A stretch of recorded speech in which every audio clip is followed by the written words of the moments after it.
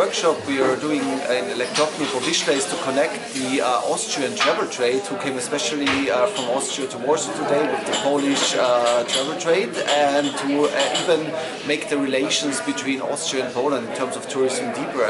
I'm very happy to report that actually since the pandemic is over, the year 2022 was one of the most successful years when it comes to tourism in Austria towards Poland, and it was the second best year ever so far, and the current winter season, which is still ongoing, is even better when it comes to the number of visitors from Poland than the year 2019, so before the pandemic. So the developments are very good, and it's also very nice to see that Austria as a touristic country here is much and more discovered for the summer season, for topics like culture, as well as nature, everything combined together.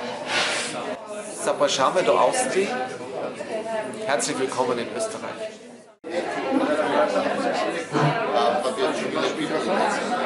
Proszę mikrofon.